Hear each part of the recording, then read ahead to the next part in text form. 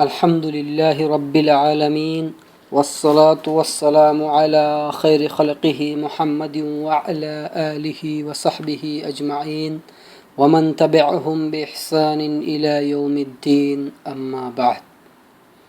उपस्थित भएका हाम्रा साथी भाइ र दिदी बहिनीहरू र हाम्रा सज्जनगणहरू, म तपाईहरूको सामुन्ने आजको यस शुभ अवसरमा जीवनको प्रकाशको बारेमा केही कुरा गर्न खोजेको छु, जसमा म तपाईहरूलाई एक मुसलमानको विशेष रूपले र समस्त मानवगणको जीवनशैली कस्तो हुनुपर्छ त्यस बारेमा म प्रकाश पार्ने प्रयास गरेको छु। मलाई आशा छ कि मेरो यस सानो वक्तव्यले तपाईहरूलाई लाभ पुर्याओस्। साथै अल्लाहसित बिन्ती छ कि अल्लाह हामी सबैलाई सत्य कर्म गर्ने र सत्य बमोजिम भन्ने सो अवसर प्रदान गरून्। आमीन। प्रिय मुसलमान भाइ बहिनीहरू,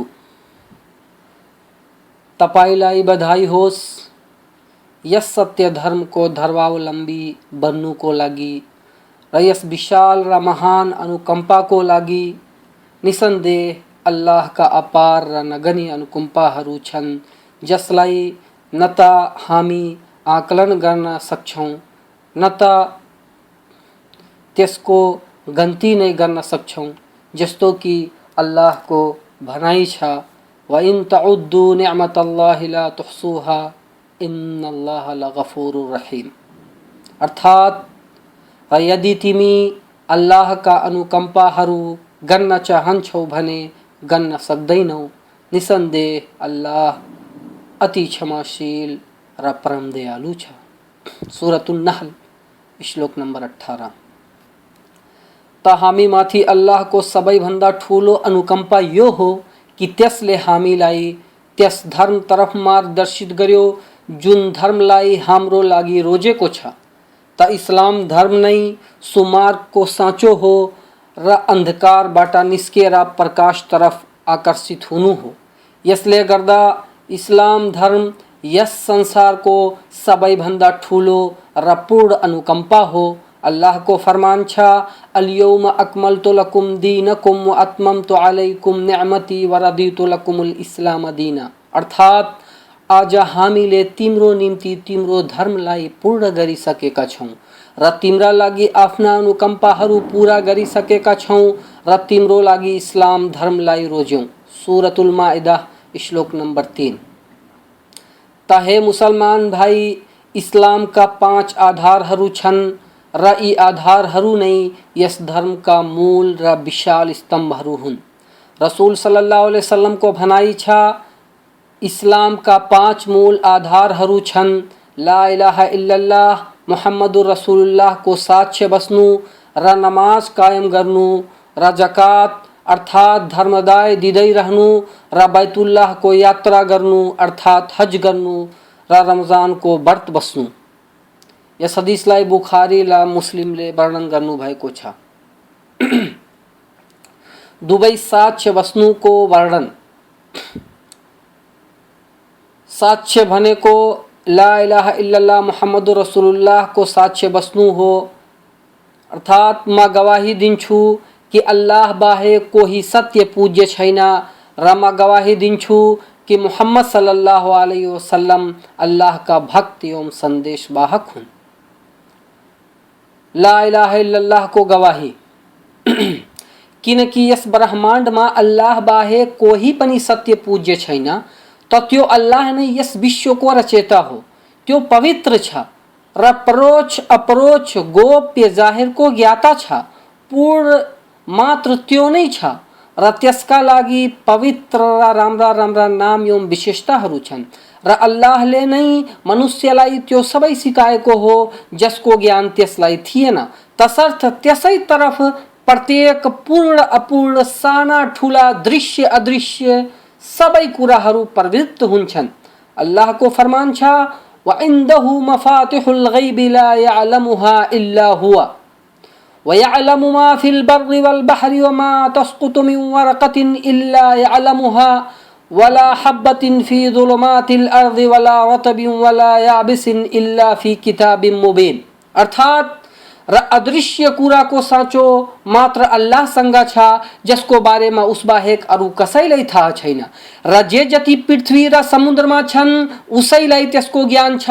एउटा पात झर्दा पनि उसलाई थाहा भइहाल्छ र पृथ्वीको अँध्यारोमा कुनै दाना उसको जानकारी बगैर झर्दैन। कुनै हरियो सुकेको कुरा जे जति छन् सबै स्पष्ट रूपले किताबमा अर्थात लौहे महफूजमा अंकित छन्। सूरतुल अनआम श्लोक नंबर 59। तमात्र त्यो अल्लाह नै पूजा योग्य छ र त्यो नै हो जसको पूजा हृदयहरू श्रद्धा प्रेम र सम्मानको साथ भयभीत र नतमस्तक भई त्यसमाथि पूर्ण आस्था राखी त्यसलाई पुकारी र त्यससित याचना गरी गर्दछन्। त अल्लाह बाहेक कसैसित बिन्ती गर्नु पुकार्नु सहायता माग्नु अनुचित र अवैध छ। तसर्थ अल्लाह बाहेक कसैमाथि भरोसा गर्नु हुन्न, कसैको लागि नमाज पढ्नु हुन्न र कसैको लागि बलि गर्नु हुन्न। त पूजालाई त्यसै अल्लाहको लागि विशेष गर्नु अति आवश्यक छ। त्यो अल्लाह एक्लै छ, त्यसको कोही साझीदार र समकक्षी छैन। अल्लाह को फरमान छ वमा उमिरु इल्ला लियअबुदुल्लाह मुखलिसिन लहुद्दीन। अर्थात उनीहरूलाई यही मात्र आदेश दिइएको थियो कि निष्ठापूर्वक अल्लाहको उपासना गरून् र एकाग्र भएर उसैको लागि धर्मलाई शुद्ध राखुन्। सूरतुल बय्यिना श्लोक नंबर 5। र यसकारण पनि कि यो गवाही मुसलमान माथि पहिलो वाजिब अनिवार्य कार्य हो। त जुनसुकैलाई पनि इस्लाममा प्रवेशिकाको इच्छा होस् त्यसमाथि यो अनिवार्य भइहाल्छ कि त्यो यसमाथि अर्थात यस मन्त्रमाथि विश्वास गरोस् र यसको मुखले उच्चारण गरोस् र यसैको नियम बमोजिम कर्म गरोस्। किनकि जसले पनि यस मन्त्रमाथि पूर्ण विश्वास गरेर निस्वार्थताको साथ अल्लाहको प्रसन्नता प्राप्त गर्ने उद्देश्यले यसको उच्चारण गर्यो त्यो त यो मन्त्र त्यसलाई नरकबाट मुक्त र सुरक्षित गर्ने कारण भइहाल्नेछ। नबी सल्लल्लाहु अलैहि वसल्लम को फरमान छ निसन्देह जस व्यक्तिले पनि मात्र अल्लाहको प्रसन्नता पाउनको लागि ला इलाहा इल्लल्लाह को उच्चारण गर्यो अल्लाह त्यसमाथि नरकलाई हराम गरिदिन्छ। बुखारी शरीफ। तसर्थ जुन व्यक्ति को पनि यस अवस्थामा मृत्यु भयो कि त्यो यस मन्त्रमाथि पूर्ण विश्वास राख्थ्यो त त्यो व्यक्ति स्वर्गीयहरू मध्येको हुनेछ।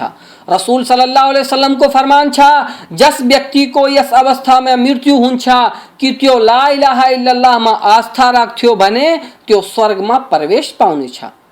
यस हदीसलाई अहमदले वर्णन गर्नु भएको छ। यसर्थ ला इलाहा इल्लल्लाह को अर्थलाई जान्नु त्यसको ज्ञान राख्नु अति महत्त्वपूर्ण भव्य एवं विशाल अनिवार्य कार्य हो र सबै कार्यहरू मध्येको प्रथम अनिवार्य कार्य हो। र मोहम्मदुर रसूलुल्लाह सल्लल्लाहु अलैहि वसल्लम को गवाही दिनु को वर्णन उहाँ मुहम्मद पुत्र अब्दुल्लाह पुत्र अब्दुल मुत्तलिब पुत्र हाशिम कुरैशी वंशबाट हुन्।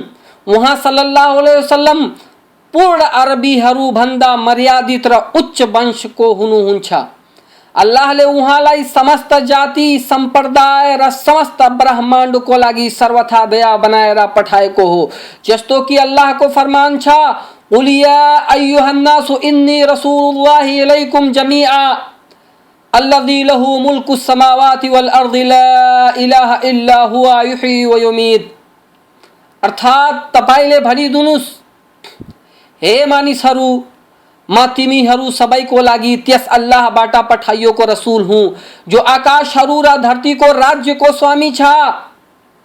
उस बाहेक कोही सत्य पूज्य छैन। उसैले जीवन प्रदान गर्दछ र उसैले प्राण लिन्छ। सूरतुल आराफ श्लोक नंबर 158। र अल्लाहले उहाँ सल्लल्लाहु अलैहि वसल्लमलाई समस्त सन्देष्टाहरूको समापक बनाएर पठाएको हो। उहाँ पश्चात कुनै सन्देष्टा आउने छैन। जस्तो कि अल्लाहको फरमान छ, मा कान मुहम्मदुन अबा अहदिम मिन रिजालिकुम वलाकिन रसूलुल्लाहि व खातमन नबियिन। अर्थात मानिसहरू हो, तिम्रा पुरुषहरू मध्ये कसैको पिता मोहम्मद सल्लल्लाहु अलैहि वसल्लम होइनन्, बरु उनी अल्लाहका रसूल र नबीहरूका समापक अर्थात अंतिम नबी हुन्।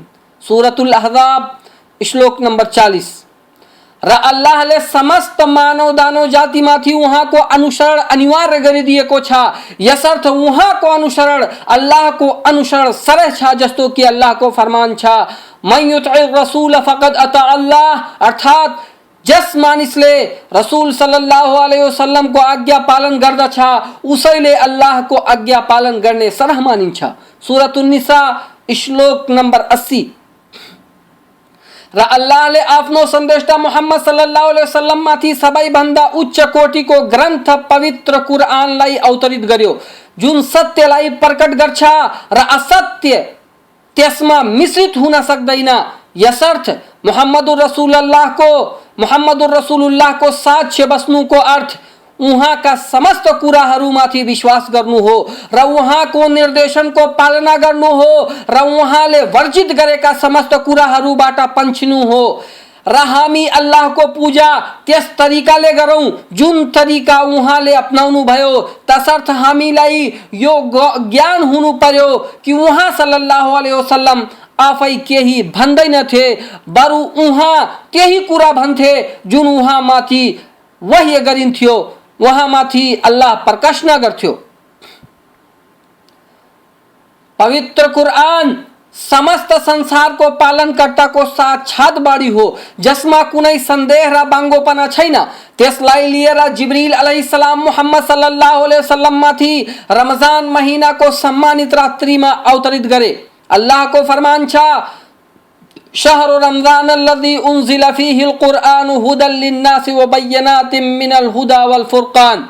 अर्थात रमजान को महीना त्यो हो जुन महीनामा कुरआन उतारियो, जुन की मानिसहरूको लागि पथ प्रदर्शक हो र जसमा मार्गदर्शन र सत्य र असत्यलाई छुट्याउने निशानीहरू छन्। सूरतुल बकरा श्लोक नंबर 185। र अल्लाह को फरमान छ, इन्ना अंज़लनाहु फी लैलतिल क़द्र। अर्थात हामीले यस कुरआनलाई कद्र को रातमा अर्थात सम्मानित रात्रिमा अवतरित गर्यौं। सूरतुल क़द्र श्लोक नंबर 1।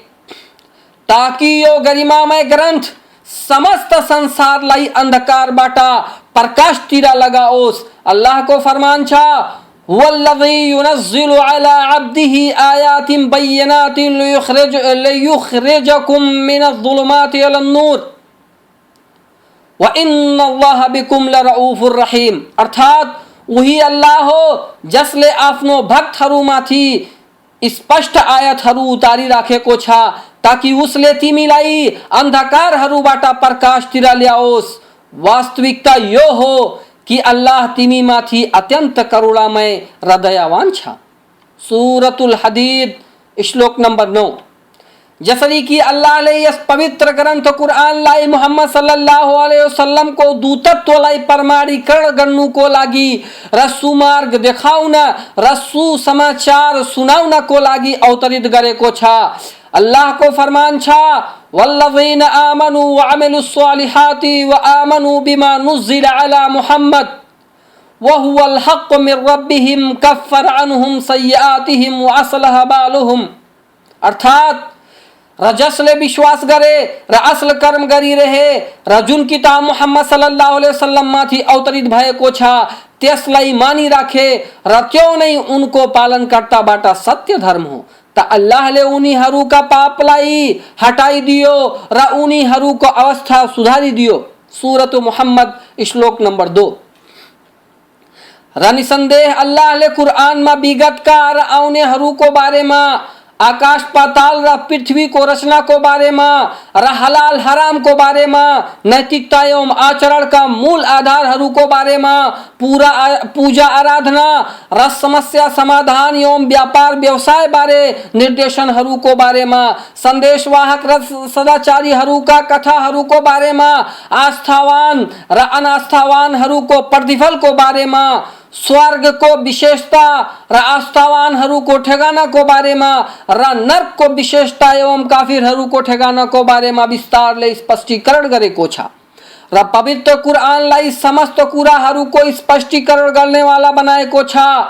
अल्लाह को फरमान छ जसको अर्थ हो र जुन दिन हामीले प्रत्येक समुदायबाट स्वयं उनीमाथि साक्षी उभ्याइने छौं र हे पैगम्बर अर्थात नबी सल्लल्लाहु अलैहि वसल्लम तपाईलाई यिनीहरूमाथि साक्षी बनाएर ल्याउने छौं र हामीले तपाईमाथि यस्तो किताब उतारेका छौं कि यसमा हरेक कुराको वर्णन विस्तार पूर्वक छ। सूरतुन नहल श्लोक नंबर 89।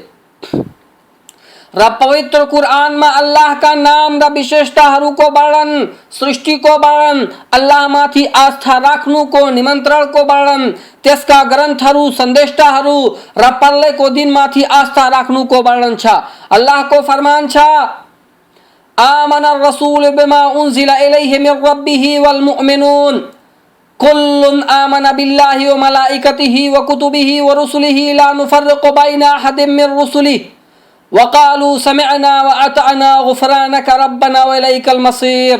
अर्थात हाम्रा रसूलले त्यस कुरामा ईमान ल्याउनु भयो जुन उनीमाथि अल्लाहको तर्फबाट उतारियो र मोमिनहरूले पनि ईमान ल्याए। यिनीहरू सबै अल्लाह, उसका फरिश्ताहरू, उसका किताबहरू र उसका पैगम्बरहरूमाथि ईमान ल्याए। हामी उसका पैगम्बरहरू मध्ये कसैको बीच भेदभावको व्यवहार गर्दैनौं। उनीहरूले भने कि हामीले सुन्यौं र मान्यौं, हामीले क्षमाको लागि प्रार्थना गर्दछौं, हे पालनकर्ता र तिमी छेउ नै फर्केर जानु छ। सूरतुल बकरा श्लोक नंबर 285। र पवित्र कुरान गरिमामय र विशाल एवं महान ग्रन्थ हो, तसर्थ यो ग्रन्थ प्रत्येक युग र स्थान को लागि उत्तम छ। यसमा यस्ता यस्ता श्लोकहरू छन् कि त्यसमध्ये केही त विश्वको लागि चमत्कार हुन् त केही यस्ता स्पष्टीकरण हुन् जसलाई मात्र विद्ध र ज्ञानीहरू बुझ्दछन् त केही भित्र प्रलय र पुनर्जन्म एवं हश्र एकत्रित गर्ने दिनको वर्णन छ र हिसाब किताब प्रलय को महान चौर र महान दिन को वर्णन छ। अल्लाह को फरमान छ अल्लाहु ला इलाहा इल्ला हुवा लयजमअन्नकुम इला यौमिल क़ियामति ला रैब फीहि व मा अस्दक़ु मिनल्लाहि हदीसा। अर्थात अल्लाह क्यों वास्तविक प्रतिपालक हो जस बाहेक अरू कोही पूजा योग्य छैन। उसले निसन्देह प्रलय को दिन तिमी सबैलाई एकत्रित गर्ने छ जसको आउनुमा कुनै शंका सन्देह छैन र अल्लाह भन्दा बढी सत्यवान को हुन सक्छ। सूरतुन निसा श्लोक नंबर 87। त पवित्र कुरान आकस्मिक ग्रन्थहरू मध्ये सर्वोत्कृष्ट र परिपूर्ण र अन्तिम ग्रन्थ हो। तसर्थ यस ग्रन्थको महत्वको कारण नै उम्मतलाई यसको अति आवश्यकता छ। यसर्थ अल्लाहले हामीलाई यस ग्रन्थद्वारा सम्मानित गरेको छ र यसलाई हामीहरूको लागि हामी माथि नै अवतरित गर्यो र आफै यसको सुरक्षाको जिम्मेवारी पनि लियो। तसर्थ यसमा कुनै प्रकारको थपघट गर्न सकिँदैन। अल्लाहको फरमान छ इन्ना नहनु नज़्ज़लना ज़िक्र व इन्ना लहु लहाफिज़ून। अर्थात निसन्देह हामीले नै कुरानलाई उतारेका छौं र हामी नै यसको संरक्षक हौं। सूरतुल हिज्र श्लोक नंबर 9। पवित्र कुरान र त्यसको पाठनको श्रेष्ठता। निसन्देह पवित्र कुरान र त्यसको पाठनको ठूलो महत्व र श्रेष्ठता छ। यसर्थ पवित्र कुरान र त्यसको पाठन हामीलाई अल्लाहसित निकटता प्रदान गर्छ र यसको पाठन र ज्ञान एवं त्यसै ज्ञान बमोजिम कर्म गर्नु हाम्रो श्रेणीलाई उच्च गर्छ र अल्लाहको यस उम्मतमाथि यो उपकार र अनुग्रह हो कि यस गरिमामय ग्रंथ को एक अक्षर को पाठन को पुण्य कईयों गुना बढ़ाए दिन छा। जसरी की रसूल सल्लल्लाहु अलैहि वसल्लम को भनाई छा जसले कुरान को एक अक्षर को पाठ गर्द छा त्यसलाई एक पुण्य मिल छा र एक पुण्यलाई त्यसै झै 10 गुणा गराइन्छ र म भन्दिना कि अलिफ लाम मीम एउटै अक्षर हो, बरु अलिफ अक्षर हो र लाम पनि अक्षर हो र मीम पनि अक्षर हो। यसलाई तिर्मिजीले वर्णन गर्नु भएको छ। त पवित्र कुरानमा समस्त याचकको याचनाको उत्तर छ र समस्त संसारका लागि स्पष्ट चमत्कारहरू र समस्त मानवगणको लागि स्पष्टीकरण छ र आस्थावानहरूको लागि दिशा निर्देशन दया र स्वस्थकर पनि छ। र यो अल्लाहको विशाल अनुग्रह नै हो कि यसद्वारा अल्लाहले आस्थावान भक्तहरूमाथि उपकार गर्यो, किनकि यसमा नै अल्लाहलाई प्रसन्न गर्ने त्यसको लागि निष्ठा दर्शाउने आत्मालाई स्वच्छ र पवित्र एवं सन्तुष्ट पार्ने कुराहरू छन् र यसमा सन्तुष्ट जीवनका माध्यम जीविकालाई फराकिलो पार्ने र सफलता एवं पुण्य कमाउने तरिका पनि छन्। सूरतुल फातिहा र त्यसको श्रेष्ठता। सूरतुल फातिहा पवित्र कुरानको पहिलो आरम्भिक सूरत हो र यसलाई फातिहा यस कारण भनिन्छ किनकि पवित्र कुरानको आरम्भ यसै सूरतबाट हुन्छ र यस सूरतको अति श्रेष्ठ हदीसहरूमा वर्णन गरिएको छ। एउटा हदीसमा छ हजरत इब्ने अब्बास रजियल्लाहु अन्हु वर्णन गर्नुहुन्छ कि यस अवस्थामा कि हजरत जिब्रील अलैहिस्सलाम रसूल सल्लल्लाहु अलैहि वसल्लम को साथ बसेका थिए कि एक्कासी आफूमाथि एउटा भयंकर आवाज सुन्नुभयो अनि आफ्नो टाउको उठाउनु भयो र भन्नुभयो यो आकाशको एउटा ढोका हो जुन आज खोलिएको छ र जसलाई आज बाहेक कहिले पनि खोलिएको थिएन अनि त्यसबाट एउटा फरिश्ता अर्थात् स्वर्गदूत अवतरित भयो र भन्नुभयो यो स्वर्गदूत पृथ्वीतिर अवतरण गरेको छ जुन आज भन्दा पहिला कहिले पनि अवतरित भएको थिएन। अनि त्यसले सलाम गर्यो र भन्यो हे मोहम्मद सल्लल्लाहु अलैहि वसल्लम दुई प्रकाशको शुभ समाचार सुन्नुस् जुन तपाई बाहेक कुनै सन्देशटालाई प्रदान गरिएको थिएन र त्यो हो सूरतुल फातिहा र सूरतुल बकराको अन्तिम खण्ड। त्यसमध्ये जे पनि पढ्नुहुन्छ तपाईलाई प्रदान गरिन्छ। यस हदीसलाई बुखारीले वर्णन गर्नु भएको छ र यो सूरत पवित्र कुरानको सबैभन्दा महान सूरत पनि हो। जसरी कि हदीसमा वर्णित छ अबू सईद बिन मुअल्ला वर्णन गर्नुहुन्छ कि नमाज पढ्दै थिए अनि रसूल सल्लल्लाहु अलैहि वसल्लमले मलाई बोलाउनु भयो त मैले उत्तर दिएन अनि नमाज पश्चात मैले भने हे अल्लाहको रसूल म नमाजमा थिए त रसूल सल्लल्लाहु अलैहि वसल्लमले भन्नुभयो कि अल्लाहले यो भनेको छैन कि जब अल्लाह व अल्लाह का रसूल बोलाउन् त तुरन्तै आइहाल अनि भन्नुभयो के म तिमीलाई कुरानको सबैभन्दा महान सूरतको बारेमा ज्ञान नगराउँ यसभन्दा अघि कि तिमी मस्जिदबाट प्रस्थान गर। अनि सहाबीको भनाइ छ कि रसूल सल्लल्लाहु अलैहि वसल्लमले मेरो दुवै हातलाई समात्नु भयो अनि जब हामी मस्जिदबाट निस्कने इच्छा गरे त मैले भने हे अल्लाहको रसूल तपाईले भन्नु भएको थियो कि मलाई कुरानको सबैभन्दा महान सूरतको बारेमा बताउनु हुनेछ त उहाँले भन्नुभयो अल्हम्दुलिल्लाह रब्बिल आलमीन अर्थात सूरतुल फातिहा र भन्नुभयो यो नै सबउल मसानी हो र महान कुरान हो जुन मलाई प्रदान गरिएको छ। यस हदीसलाई पनि बुखारीले वर्णन गर्नु भएको छ र सूरतुल फातिहा नमाजका आधारहरू मध्ये प्रमुख र महान आधार हो। यसर्थ सूरतुल फातिहा को पाठ नमाजको प्रत्येक रकातमा अनिवार्य छ र त्यसको पाठन नगरिकन नमाज हुँदैन जस्तो कि रसूल सल्लल्लाहु अलैहि वसल्लम को फरमान छ त्यस मान्छेको नमाज हुँदैन जसले त्यसमा सूरतुल फातिहा को पाठन गरेको छैन। बुखारी।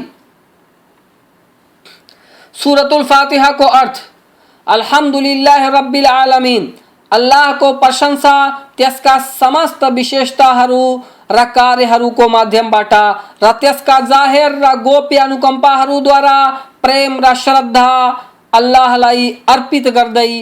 रब को अर्थ हो क्यों अल्लाह ने सबई को सृष्टा, सबई को विधाता, सबई को प्रचालक र सबई लाई अनुग्रह प्रदान करने वाला हो। र आलमीन को अर्थ हो अल्लाह बाहेक का समस्त सृष्टि, मानव दानव स्वर्गदूत जनावर आदि सबई आलमीन में आउँछन्। अर रहमान रहीम अल्लाह का नाम हरू मध्य का दुई नाम हुन्। र रहमान को अर्थ हो दयावान, जसको दया सबैलाई घेरामा लिएको छ, अर्थात त्यसको दया सबैलाई प्राप्त हुन्छ, चाहे सत्कर्मी होस् वा कुकर्मी। र रहीम को अर्थ हो दयावान, जसको दया मात्र आस्थावानहरूको लागि विशेष छ। मालिक यौमिद्दीन अर्थात प्रलयको दिनको कर्ता धर्ता र त्यसको स्वामी। र यस श्लोकमा मुसलमानहरूलाई प्रलयको दिनबाट सचेत गरिएको छ र सत्कर्म तरफ उत्साहित गरिएको छ। इय्याका नअबुदु व इय्याका नस्तईन अर्थात हे अल्लाह, हामी पूजा मात्र तिम्रो लागि नै विशेष गर्छौं र तिम्रो साथमा कसै अर्कोको पूजा गर्दैनौ, चाहे त्यो पूजाको कुनै थरी किन नहोस्। र तिमीसित नै आफ्ना समस्त समस्याहरूमा सहायता चाहन्छौ, किनकि समस्त कुराहरूमा तिमी नै शक्ति सम्पन्न छौ। तिमी बाहेक कोही पनि एक कणको पनि अधिकारी छैन। इहदिना सिरातल मुस्तकिम अर्थात हामीलाई सुमार्गमा लगाइदेऊ र त्यसैमा सुदृढ राख, यहाँसम्म कि हामीलाई तिम्रो साक्षात्कार प्राप्त होस्। र सिरातल मुस्तकीम को अर्थ हो इस्लाम धर्म, जुन की स्पष्ट छ र स्वर्ग र अल्लाह को प्रसन्नतासम्म पुर्याउने वाला छ र जसतर्फ अन्तिम सन्देशटा मोहम्मद सल्लल्लाहु अलैहि वसल्लमले आमन्त्रित गर्नुभयो र भक्तको भलाइ र सफलता यसै इस्लाममाथि सुदृढ रहनुमा छ। सिरातल लज़ीना अनअमता अलैहिम अर्थात सन्देशटा र सदाचारीहरूको बाटो, जिनमाथि तिम्रो विशेष कृपा अवतरित हुन्थ्यो र जुन महान पुरुषहरूले सत्यलाई जाने र त्यसलाई अंगीकार गरी त्यसैमा सुदृढ रहे। गैरिल मग्दुबी अलैहिम वलद्दालिन अर्थात हामीलाई ती अभिशप्त मान्छेहरूको मार्गबाट जोगाऊ जसमाथि तिम्रो प्रकोप र क्रोध अवतरित भयो। कारण यो थियो कि उनीहरूले सत्यलाई जाने पश्चात पनि त्यसलाई अंगीकार गरेनन् र त्यस बमोजिम कर्म गरेनन्। र ती हुन् यहुदीहरू। र हामीलाई पथभ्रमितहरूको मार्गबाट पनि जोगाऊ जुन आफ्नो अनभिज्ञताको कारण सत्मार्ग पाएनन्। र यी हुन् ईसाईहरू र ती व्यक्तिहरू जुन यिनै जस्ता पथभ्रमित छन्। त यसै कारण सूरतुल फातिहा को धेरै श्रेष्ठ हाम्रो पालनकर्ताद्वारा वर्णित छ, जसद्वारा अल्लाहले हामीमाथि अर्थात मोहम्मद सल्लल्लाहु अलैहि वसल्लमका अनुयायीहरूमाथि उपकार गरेको छ। किनकि जब तपाईँ आफ्नो नमाजमा यसलाई पढ्नुहुन्छ, यसको पाठन गर्नुहुन्छ, त अल्लाह स्वयं प्रत्येक श्लोकको उत्तर दिन्छ। जस्तो कि हदीसमा वर्णित छ, अबू हुरैरा रज़ियल्लाहु अन्हु वर्णन गर्नुहुन्छ कि रसूल सल्लल्लाहु अलैहि वसल्लमले भन्नुभयो, जसले नमाज पढ्यो र त्यसमा सूरतुल फातिहा को पाठ गरेन त्यसको नमाज अपूर्ण छ। यसलाई 3 पटक भन्नुभयो। त अबू हुरैरासित सोधियो कि हामी जब इमामको पछाडि नमाज पढ्छौं तब के गरौं? त उहाँले भन्नुभयो कि आफ्नो मनमा यसको पाठ गर, किनकि मैले रसूल सल्लल्लाहु अलैहि वसल्लमलाई भन्दै सुनेको छु कि अल्लाहको भनाइ छ कि मैले नमाजलाई आफू र भक्त बीच 2 भागमा विभाजित गरिदिएको छु र भक्तको लागि त्यो सबै छ जसको याचना गर्ने छ। अनि जब भक्त भन्छ अल्हम्दुलिल्लाहि रब्बिल आलमीन, त अल्लाह भन्छ मेरो भक्तले मेरो प्रशंसा गर्यो। र जब भक्त भन्छ अर्रहमानिर रहीम, त अल्लाह भन्छ मेरो भक्तले आशाको साथ मेरो प्रशंसा गर्यो। र जब भक्त भन्छ मालिकी यौमिद्दीन, त अल्लाह भन्छ मेरो भक्त मेरो महानता र पवित्रताको गुणगान गर्यो। र एकचोटि भन्नुभयो कि अल्लाह भन्छ मेरो भक्तले आफ्नो समस्त कुराहरूलाई मलाई सुम्पिदियो। र जब भक्त भन्छ इय्याका नअबुदु व इय्याका नस्तईन, त अल्लाह भन्छ यो कुरो मेरो र मेरो भक्त बीच छ। भक्तको लागि त्यो सबै छ जुन मसित माग्दछ। अनि जब भक्त भन्छ इहदिना सिरातल मुस्तकीम सिरातल लज़ीना अनअमता अलैहिम गैरिल मग्दुबी अलैहिम वलद्दालिन, त अल्लाह भन्छ यो मेरो भक्तको लागि हो, त्यो ती सबै कुराहरू पाउनेछ जसको याचना गर्दछ। यस हदिसलाई मुस्लिमले वर्णन गर्नु भएको छ। अब कुरा गरौं पवित्रता र वजूको बारेमा। तहारत अर्थात पवित्रताको अर्थ हो स्वच्छता। अल्लाहले प्रत्येक मुसलमानलाई यो आदेश गरेको छ कि त्यो वैधानिक पवित्रता ग्रहण गरोस् र खास गरी यसलाई नमाजको लागि वा पवित्र ग्रन्थको स्पर्श गर्नु वा बैतुल्लाहको परिक्रमा गर्नुको लागि अनिवार्य गरेको छ र विभिन्न कार्यहरूलाई गर्नु अघि पनि यस पवित्रतालाई ग्रहण गर्नु तर्फ प्रोत्साहन गरिएको छ। जसरी कुरानलाई बिना स्पष्ट पाठन गर्नुको लागि, याचना गर्नुको लागि, निदाउनुको लागि आदि। दिशा पिशाब गर्ने तरिका मुसलमानको लागि उत्तम छ कि जब त्यो शौचालय चर्पीमा प्रवेश गरोस् त आफ्नो देब्रे खुट्टालाई अगाडि गरोस् र भनोस् बिस्मिल्लाह अल्लाहुम्मा इन्नी अऊज़ु बिका मिनल खुब्सी वल खबाइस, अर्थात अल्लाहको नामबाट हे अल्लाह मलाई शैतान र पिचासहरूको कष्टबाट आफ्नो शरण प्रदान गर र जब शौचालयबाट निस्कोस् त आफ्नो दायाँ पाइलालाई अगाडि राखेर भनोस् गुफरानका, अर्थात हे अल्लाह तिम्रो कृपा र क्षमा चाहन्छु। त्यसमाथि अनिवार्य छ कि शौच गर्ने समय आफ्नो गुप्ताङ्गलाई अरू मान्छेहरूको दृष्टिबाट जोगाओस्। यस्तै मान्छेमाथि अवैध छ कि त्यो शौच यस्तो ठाउँमा गरोस् जहाँ अरू मान्छेहरूलाई त्यसको यस कार्यबाट कष्ट पुगोस् र त्यसको लागि यो पनि अवैध छ कि त्यो कुनै दुलोमा दिसा वा पिसाब गरोस्, किनकि यसो गर्नाले दुलोमा भएको जनावरलाई कष्ट पुग्न सक्छ वा त्यसै मान्छेलाई कष्ट पुग्न सक्छ। त्यसलाई चाहियो दिसा पिसाब गर्दाखेरि किबला तर्फ अनुहार वा पिठ्यू नगरोस् र यदि त्यो यस्तो सुक्खा ठाउँमा छ जहाँ कुनै पर्खाल छैन जुन त्यसलाई लुकाओस् त यस्तो अवस्थामा यो अनिवार्य भइहाल्छ कि दिशा पिसाब गर्दा आफ्नो अनुहार अथवा पिठ्यू किबला तर्फ नगरोस्, किनकि रसूल सल्लल्लाहु अलैहि वसल्लम को फरमान छ जब तिमी शौच गर्न जाऊ त किबला तर्फ अनुहार नगर र जब पिसाब फेर्न जाऊ त न त किबला तर्फ अनुहार गर न त पिठ्यू। यस हदिसलाई बुखारी र मुस्लिम दुवैले वर्णन गर्नु भएको छ। र यस्तै मान्छेमाथि यो अनिवार्य छ कि आफ्नो शरीरलाई लुगालाई दिशा पिसाबबाट बचाओस् र यदि कतै लागिसकेको छ भने त्यसलाई धोएर स्वच्छ पारोस्। वजू र पवित्रता सर्वश्रेष्ठ कार्यहरू मध्येका हुन्। यसबाट मुसलमानको इमानमा अभिवृद्धि हुन्छ र त्यो आफ्नो पालनकर्ता र परम स्वामीको निकटता प्राप्त गर्छ अनि अल्लाह त्यसका पापहरूलाई त्यसको यस कार्यद्वारा नष्ट गरिदिन्छ। शर्त यो छ कि यस कार्यलाई गर्नुमा त्यसको नियत विशुद्ध होस् र त्यो यस कार्यबाट अल्लाहबाट राम्रो प्रतिफलको अभिलाषी होस्। रसूल सल्लल्लाहु अलैहि वसल्लम को फरमान छ जब मुसलमान भक्त वजू गर्छ अनि जब आफ्नो अनुहार धुल्छ त त्यसको अनुहारबाट ती सबै पापहरू पनि पानीको साथ झरिहाल्छन् जसलाई त्यसले आफ्नो दृष्टिले हेरेको छ। अनि जब आफ्नो दुवै हातलाई धुल्छ अर्थात पखाल्छ त पानीको साथ दुवै हातबाट ती सबै पापहरू झरिन्छन् जसलाई त्यसले हातबाट समातेको हुन्छ र जब त्यो आफ्नो दुवै खुट्टालाई धुल्छ त ती सबै पापहरू खुट्टाका पानीको साथ झरिहाल्छन् जसतर्फ त्यो खुट्टाद्वारा हिँडेको थियो अनि त्यो व्यक्ति पाप मुक्त भइहाल्छ। यस हदिसलाई मुस्लिमले वर्णन गर्नु भएको छ।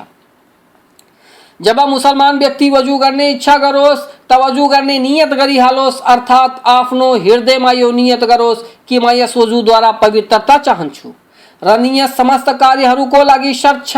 जस्तो कि रसूल सल्लल्लाहु अलैहि वसल्लम को फरमान छ इन्नमल आमालु बिन्नियात, समस्त कार्यहरू नियतमा नै निर्भर छन्। यस हदिसलाई बुखारी र मुस्लिम दुवैले वर्णन गर्नु भएको छ। अनि निम्नमा वर्णन गरिएका तरिकाले कर्मशः र श्रृङ्खलाबद्ध तरिकाले वजू गरोस्, अर्थात जसलाई म अहिले वर्णन गर्दैछु त्यसै तरिकाले श्रृङ्खलाबद्ध तरिकाले वजू गरोस् र यस क्रममा धेरै विलम्ब नगरोस् कि पहिला धोएको अंग दोस्रो अंगलाई धुने समय सुकिहालोस्।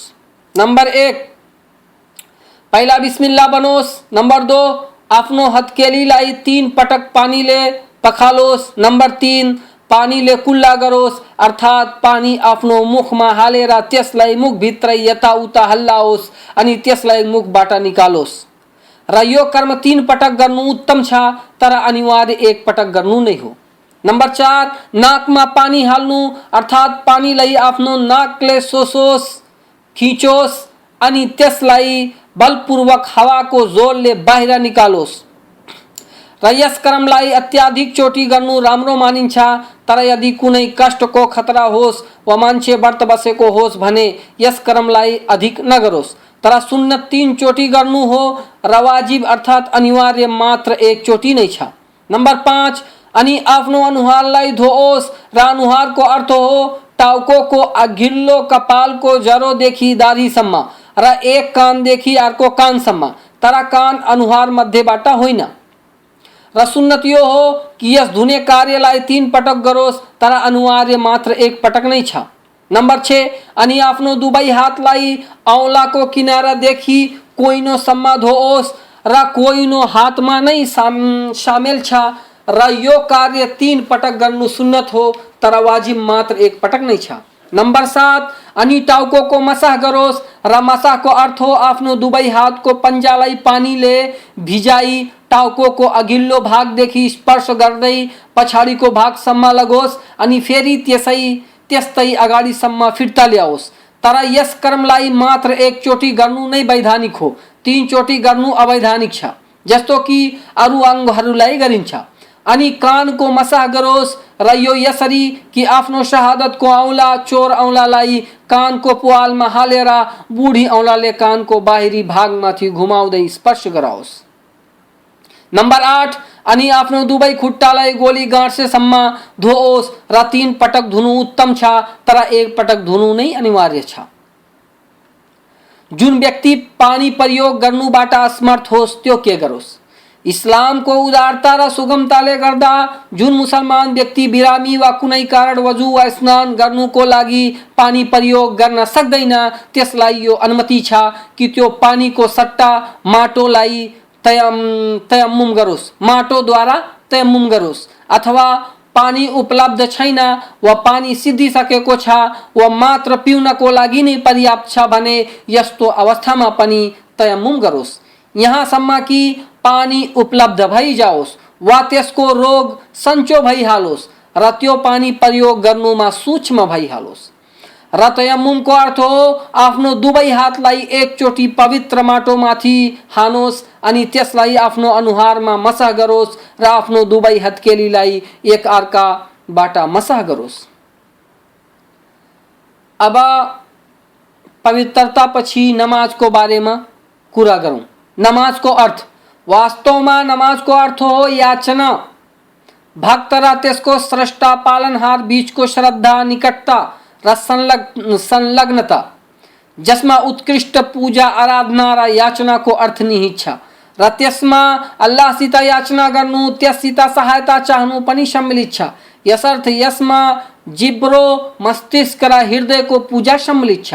त यसमा भक्त आफ्नो पालनकर्तालाई पुकार्दछ, त्यसको पवित्रताको गुणगान गर्दछ अनि त्यसको मन स्वच्छ भइहाल्छ र त्यो आफ्नो वास्तविकता र यस संसारको वास्तविकतालाई सम्झना गर्दै रहन्छ जसमा आफ्नो जीवन व्यतीत गरिरहेको छ र आफ्नो स्वामीको महानताको आभास गर्दछ र आफूमाथि त्यसको अनुग्रहको साक्षात दर्शन गर्दछ र यो नमाज त्यस व्यक्तिलाई अल्लाहको धर्म इस्लाममाथि सुदृढ रहनुमा उत्साहित गर्दछ र पाप एवं अवज्ञाबाट टाढा राख्दछ।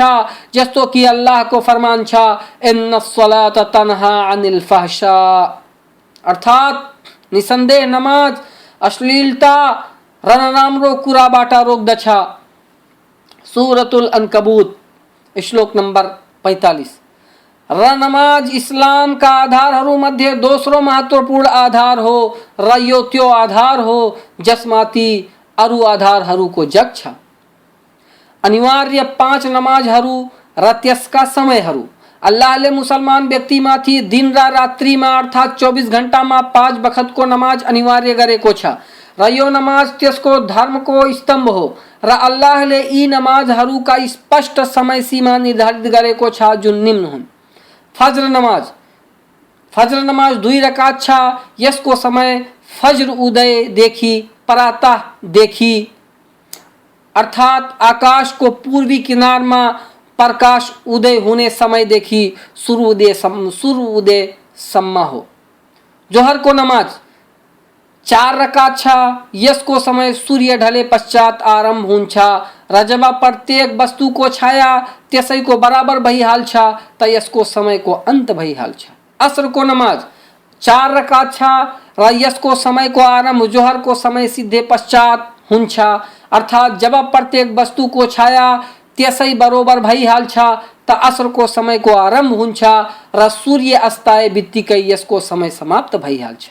मगरिब को नमाज 3 रकात छ र यसको समय सूर्य अस्ताए पश्चात आरम्भ हुन्छ र शफक लाली जुन आकाशको पश्चिमी किनारमा सूर्य अस्ताए पश्चात जाहिर हुन्छ त्यसको अन्त भए पश्चात यसको समय समाप्त भइहाल्छ। इशा को नमाज 4 रकात छ र यसको समय शफक को लाली समाप्त भए पश्चात आरम्भ हुन्छ र मध्यरात्रिसम्म यसको समय रहन्छ र कुनै कारणवश विलम्ब भएमा यसको समय फज्रको अजानसम्म हो र व्यक्ति यसलाई फज्रको अजान भन्दा अलि अघिसम्म पढ्न सक्छ। र अनिवार्य नमाजहरूमध्ये केहीलाई त गोप्य तरिकाले पढिन्छ त केही जाहेर गरेर त केही का केही रकात जाहेर गरेर र केहीलाई गोप्य तरिकाले जसरी जोहर र असर का समस्त रकातहरू गोप्य पढिन्छ र गोप्यको अर्थ हो नमाज पढ्दा यस्तो मसिनो स्वरमा पाठन गर्नु कि मात्र स्वयं आफै सुनोस्।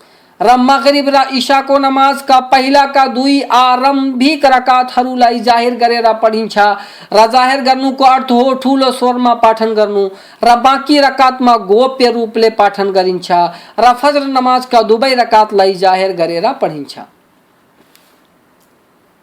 जब मुसलमान व्यक्ति नमाज पढ्नुको लागि आओस् त जुन कुरा अहिले म वर्णन गर्न छु त्यसलाई अनिवार्य रूपमा गरोस् ताकि त्यसको नमाज सही र पूर्ण होस्। नंबर 1 मुसलमान माथि यो अनिवार्य छ कि तो पवित्र र वजू गरेको होस् ताकि त्यसको नमाज सही होस्। जस्तो कि रसूल सल्लल्लाहु अलैहि वसल्लम को फरमान छ जसको वजू छैन त्यसको नमाज पनि हुँदैन। यसलाई अबू दाऊदले वर्णन गरेका छन्।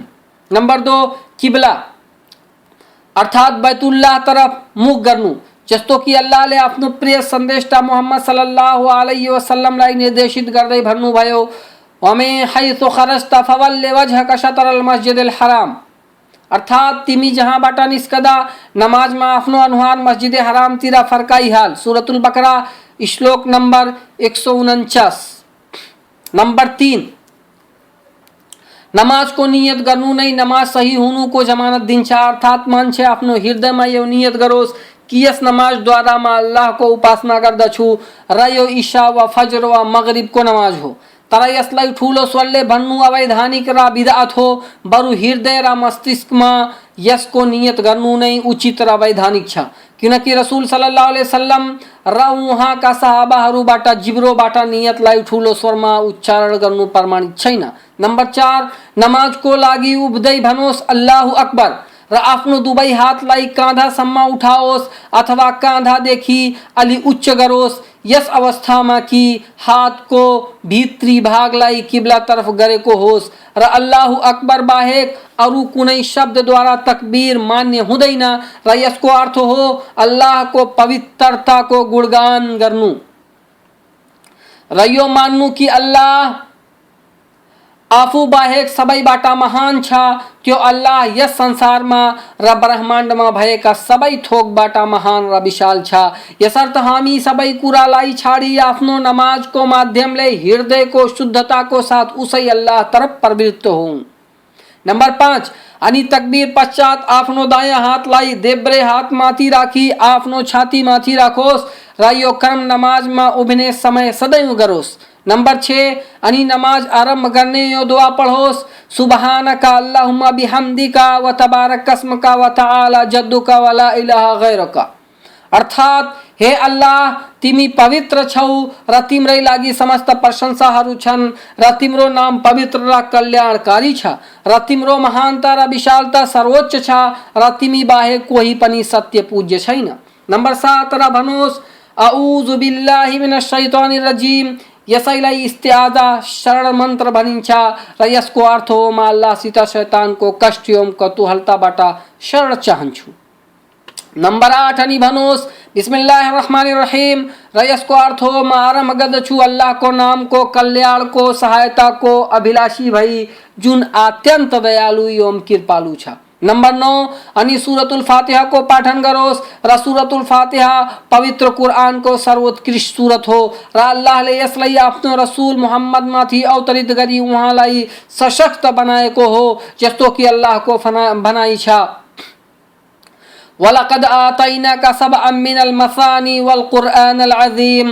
अर्थात निसन्देह हामीले तपाईलाई 7 आयतहरू प्रदान गरेका छौं जुन कि नमाजमा दोहोर्याएर पढिन्छ र गरिमापूर्ण कुरान पनि प्रदान गरेका छौं। सूरतुल हिज्र श्लोक नम्बर 87 र सूरतुल फातिहालाई सबउल मसानी यस कारण भनिन्छ किनकि यस सूरतमा 7 श्लोकहरू छन्। यसर्थ यसको ज्ञान प्राप्त गर्नु प्रत्येक मुसलमानमाथि अनिवार्य छ।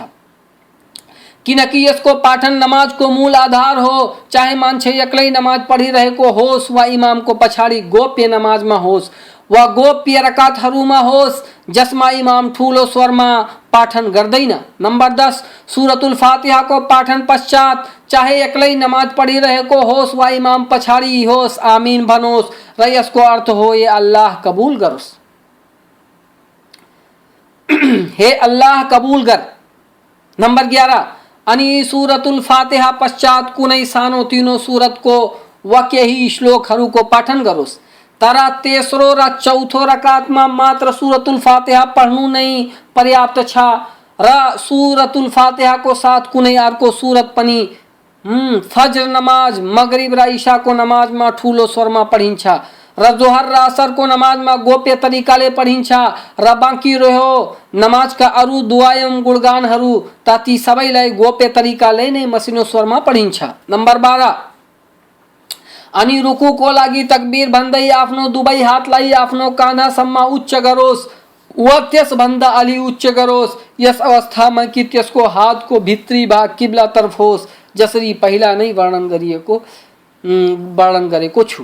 नम्बर 13 र रुकु गर्दाखेरि आफ्नो पिठ्युलाई झुकाएर किब्लातिर गरोस् र आफ्नो पिठ्यु र टाउकोलाई एक समान अवस्थामा राखोस् र आफ्नो दुवै हातलाई आफ्नो दुवै घुँडामाथि राखेर भनोस् सुबहान रब्बियल अजीम। अर्थात हाम्रो प्रतिपालक महान छ। यसलाई 3 पटक भन्नु सुन्नत हो तर अनिवार्य 1 पटक मात्र हो र रुकु अल्लाह को पवित्रता को बखान गर्ने स्थान हो। यसर्थ सुबहान रब्बियल अजीम को अर्थ भयो म अल्लाहलाई समस्त प्रकारको अस्वच्छता अवगुण र कमी कमजोरीबाट पवित्र ठान्दछु र यो कुरो म यस अवस्थामा भनिराखेको छु कि म अल्लाहको सामुन्ने नतमस्तक छु।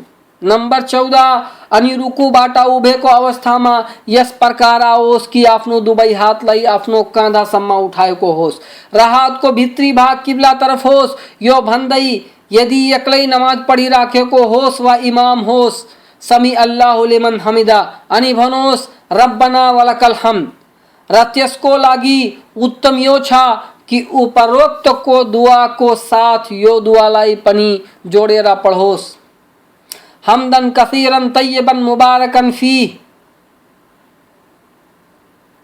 अर्थात हे अल्लाह तिम्रो लागि समस्त प्रकारका प्रशंसाहरू छन् अधिकतम प्रशंसा जुन अति उत्तम र कल्याणकारी छन्।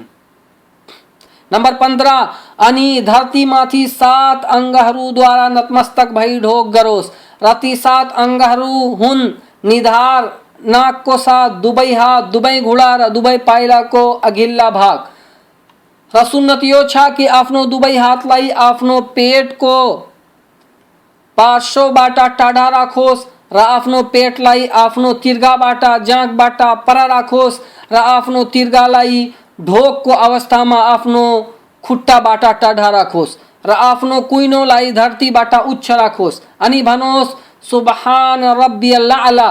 एक पटक भन्नु अनिवार्य छ र 3 पटक भन्नु सुन्नत हो र ढोकको अवस्था अल्लाहसित याचना गर्नुको महत्त्वपूर्ण स्थान हो। तसर्थ अनिवार्य दुआ पश्चात मान्छेलाई चाहियो कि अल्लाहसित सांसारिक र परलौकिक जीवनको सफलता र कुशलताको लागि जे चाहोस् याचना गरोस्।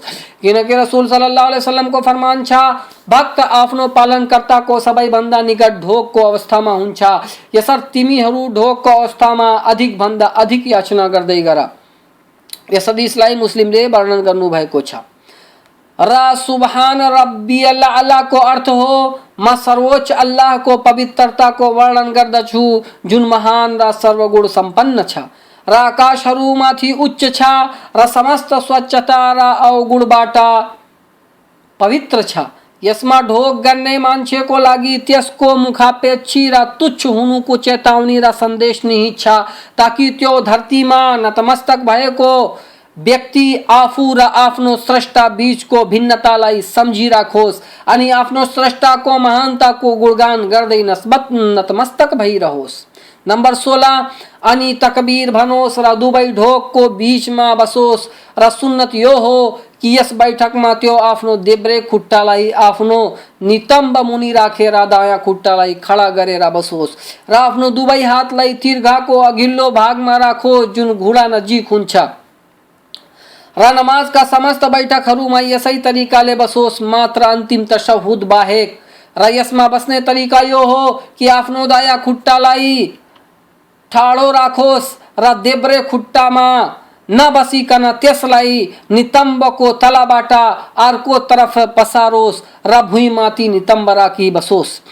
तर यदि कुनै मान्छे कुनै कारणले उपरोक्तमा वर्णन गरिएको तरिकाले बस्न सक्दैन भने यसै जस्तो मिल्दो तरिकाले बसोस् जसमा त्यसलाई शान्ति र सन्तुष्टि प्राप्त होस् र त्यो यस बसाइमा सूक्ष्म होस् र दुवै ढोकको बीचको बसाइमा यो भनोस् रब्बिगफिरली वरहमनी वहदिनी वरजुकनी वजबुरनी वआफिनी, अर्थात हे अल्लाह मलाई क्षमा प्रदान गर, ममाथि कृपा गर, मलाई सुमार्गी बनाइदेऊ, मलाई अनुकम्पा एवं जीविका प्रदान गर र मलाई निष्प्रह एवं समृद्ध बनाइदेऊ र मलाई समस्त विपत्तिहरूबाट सुरक्षित राख। नंबर 17 अनि पहिला झैं दोस्रो पटक ढोक गरोस्।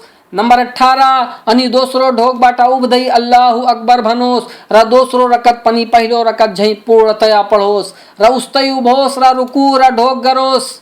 मात्र आरंभ को दुआ बाहेक सबै गरोस्। नंबर 19 दूसरो रकत को दूसरो ढोक पश्चात पहिलो तशहुद को लागि बसोस् र यस दुआ को पाठन गरोस्। अत्तहियातु लिल्लाहि वस्सलवातु वत्तय्यबातु अस्सलामु अलैका अय्युहन नबिय्यु व रहमतुल्लाहि व बरकातुहु अस्सलामु अलैना व अला इबादिहिल्लाहिस सालिहीन अशहदु अल्ला इलाहा इल्लल्लाह व अशहदु अन्न मुहम्मदन अब्दुहु व रसूलुहु।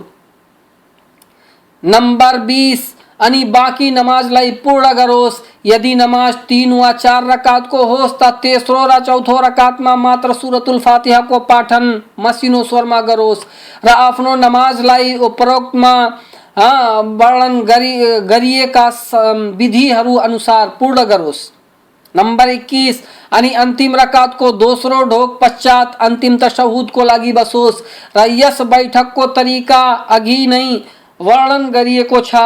तर यस तशहुदमा पहिला तशहुदमा पाठन गरिएको दुआको साथ निम्नको दुआहरूलाई पनि थपेर पढ्नु उत्तम मानिन्छ।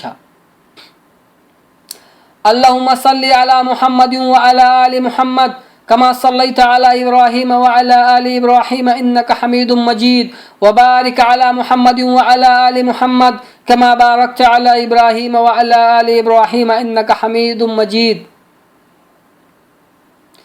अऊज़ु बिल्लाहि मिन अज़ाबि जहन्नम व मिन अज़ाबिल कब्र व मिन अज़ाबि फितनतिल महया वल ममात व मिन फितनतिल मसीहिद दज्जाल।